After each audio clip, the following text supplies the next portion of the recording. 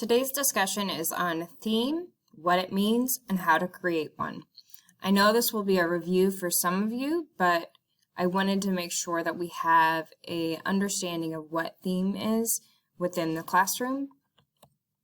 This does meet one of the English standards we will be covering this year.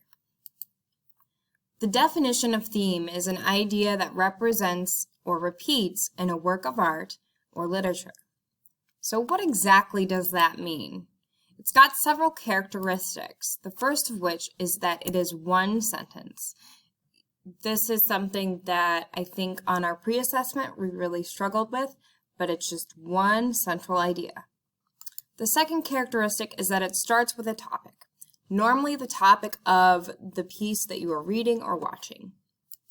Next, it normally includes the author's opinion and what the lesson is that they want you to learn. These characteristics are vital in creating a central theme statement. What it is not is it is not stated directly in the text. It's not going to come right out and say, the theme of this is don't judge a book by its cover. Which brings me to the second thing is that it's not a cliche. So something that you've heard over and over again so that it no longer really has meaning, that is not what a theme is. It also isn't a single word. So you can't just say the theme is love or the theme is happiness.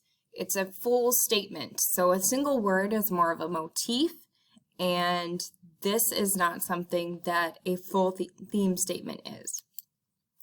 It does not use negative language. So a theme statement isn't going to start with the phrase, do not do this or do not do that.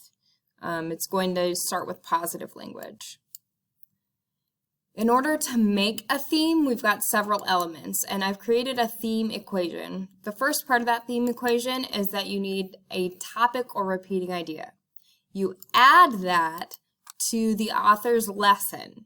So what the author wants you to learn or what their opinion is about that topic, that's going to come next. And together they equal a theme. So let's pull a theme from an example you read for a journal earlier this week, The Road Not Traveled by Robert Frost. The topic of that is that roads and decisions.